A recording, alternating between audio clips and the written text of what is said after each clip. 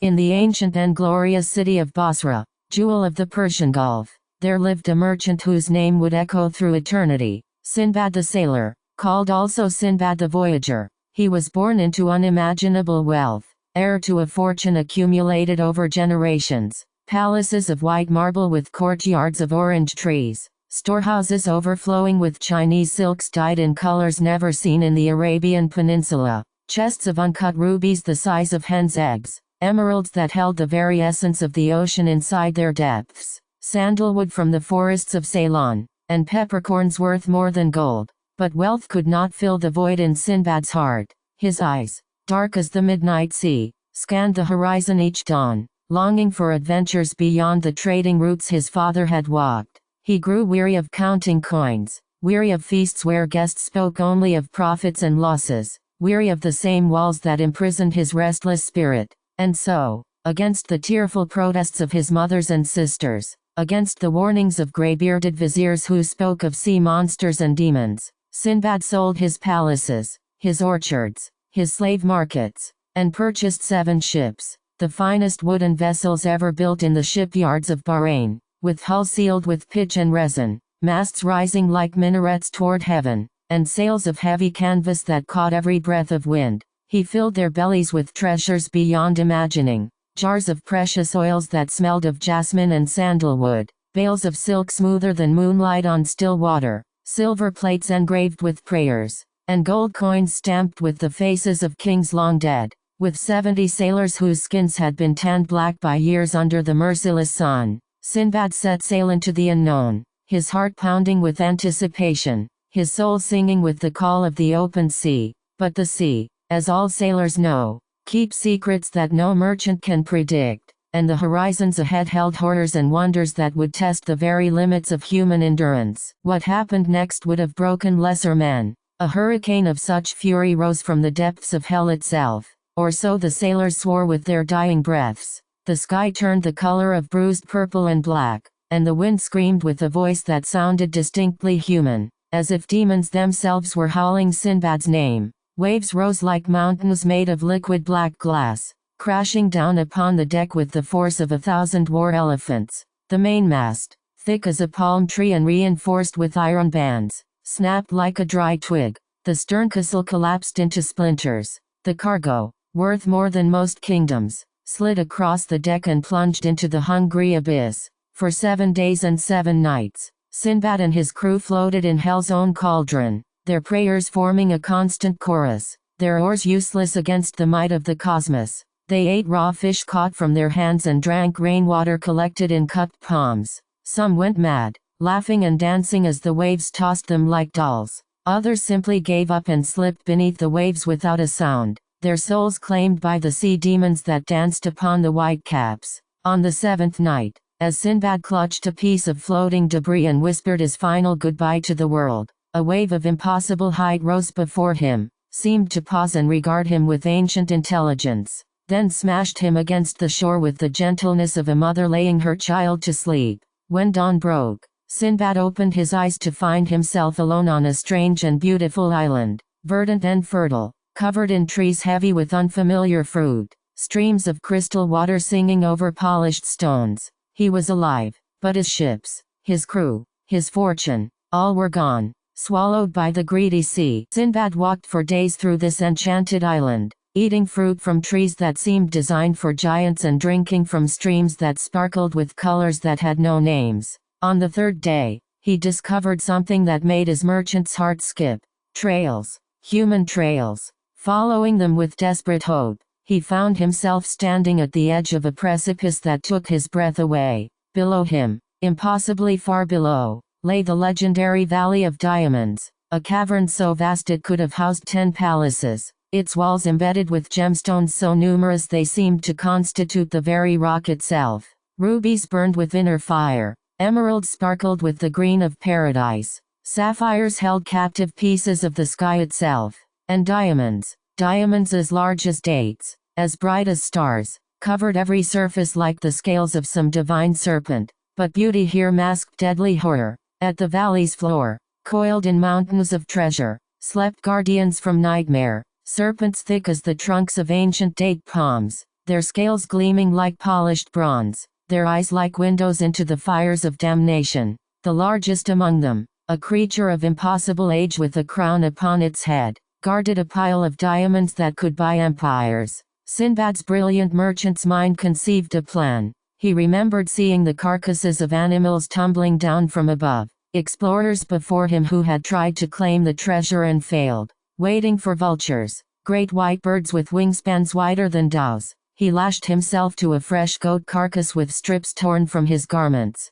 The vultures, confused by this strange meat, took flight, carrying Sinbad high above the serpent lairs. The creatures below raised their massive heads and hissed, but they could not reach him. Higher and higher, until he was dropped, thud, onto solid ground beyond the valley's edge, and in his pockets, in his turban, wrapped in his sash, diamonds, enough to buy 100 palaces, enough to restore his fortune 10,000 times over. Sinbad returned to Basra on a ship borrowed from a passing trader who recognized his noble bearing. He arrived not merely rich, he arrived legendary. The diamonds he had brought from the Valley of Impossible Gems made him the wealthiest merchant in the entire Islamic world. He bought back his palaces, built new ones even grander, married wives from noble families across the known world, and held banquets that lasted 40 days and 40 nights. Musicians came from Baghdad and Cairo to play instruments he had never seen.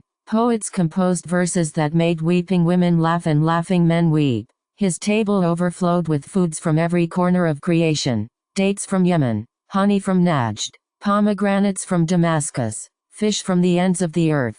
But here is the truth about Sinbad that marks him as truly extraordinary. Riches never satisfied him. The call of the sea grew louder, not softer. The horizons that had called to him in youth now screamed his name. Within a year, he grew restless again. The palace walls that had welcomed him now felt like a prison. The silk pillows seemed to grow thorns. And so, against all reason, against every warning from those who loved him, Sinbad the sailor, Sinbad the voyager, bought new ships, gathered new crews, and set sail once more into the endless blue. The sea had taken everything from him once. He would face it again. On his second voyage, Sinbad sailed beyond the charted waters, past islands where maps showed only blank spaces marked with the words "Here be dragons." He reached an island that seemed paradise itself, lush and green beyond imagination, with fruit trees so heavy with produce their branches touched the ground, waterfalls that sang songs older than humanity,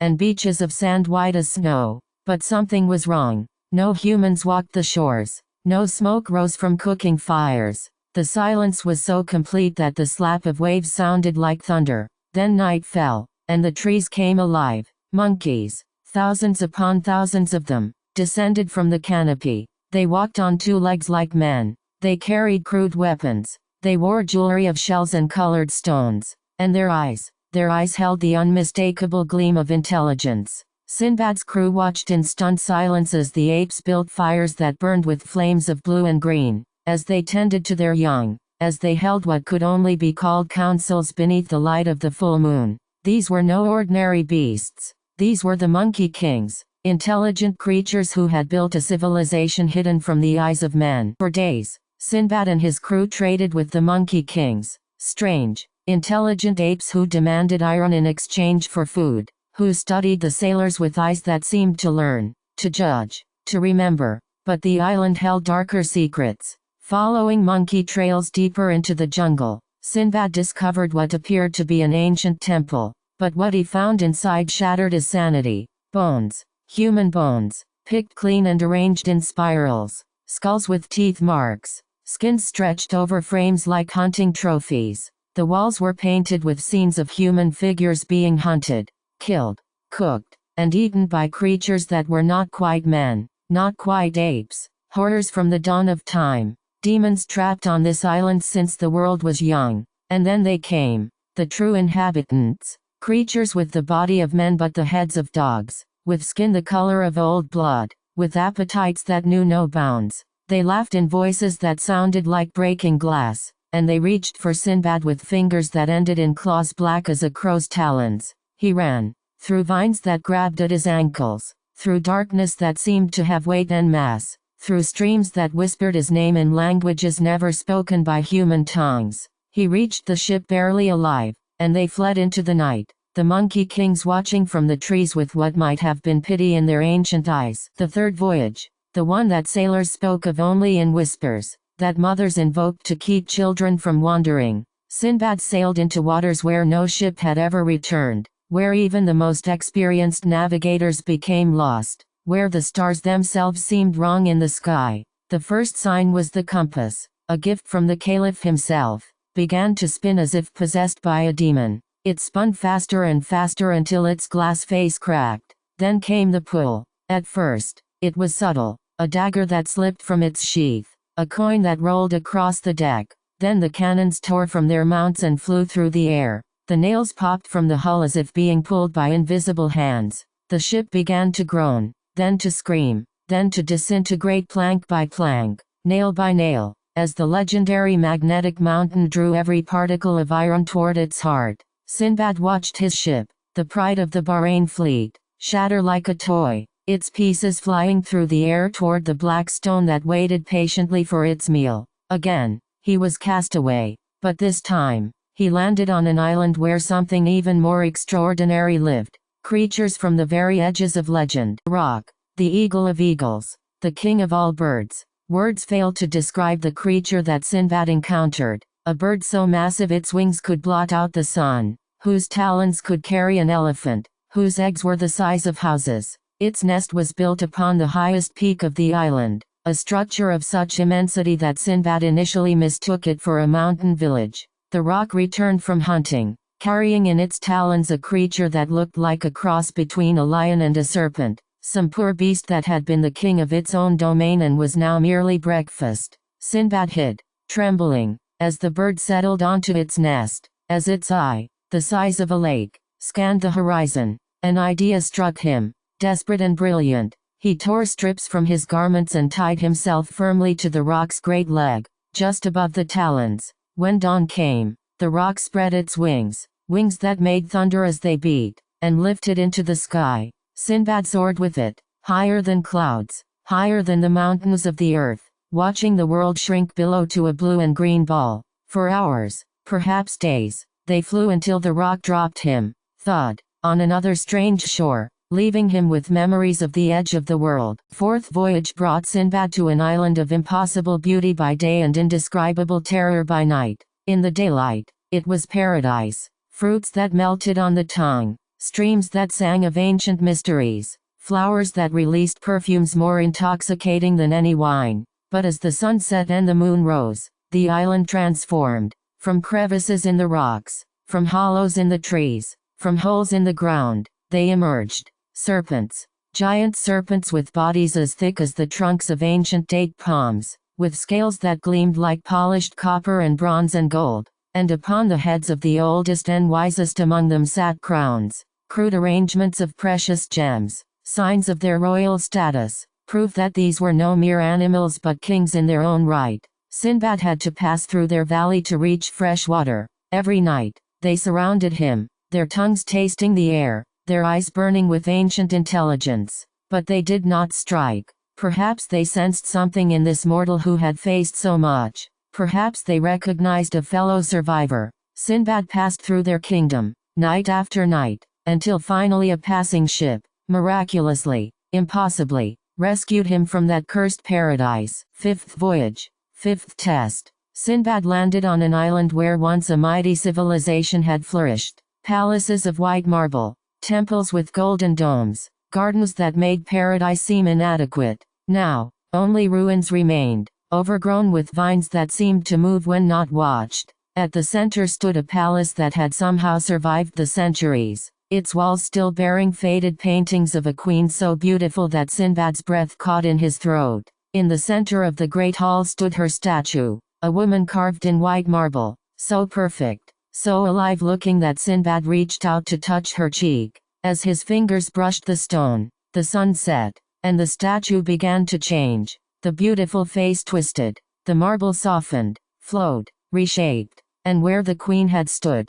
a demon rose, Merid, an ogress from the depths of hell itself, with eyes like burning coals, teeth like broken tombstones, and claws that dripped with some unnameable fluid. She screamed, a sound that shattered what remained of the palace windows, and longed for Sinbad. He ran as he had never run before, leaped from balconies, crashed through walls, plunged into the sea and swam until his arms could move no more. Behind him, the ogress's screams echoed across the waves. He was alive, barely, but alive. The sixth voyage delivered Sinbad to the strangest shores he had ever encountered, an island where no men lived, where an army of warrior women held dominion, where queens ruled with absolute authority and trained from birth in the arts of war. They were tall and fierce, with eyes that missed nothing, with muscles rippling beneath skin darkened by constant training under the sun. Their queen was a goddess made flesh, tallest among them, with hair like black silk and a gaze that could pierce a man's soul.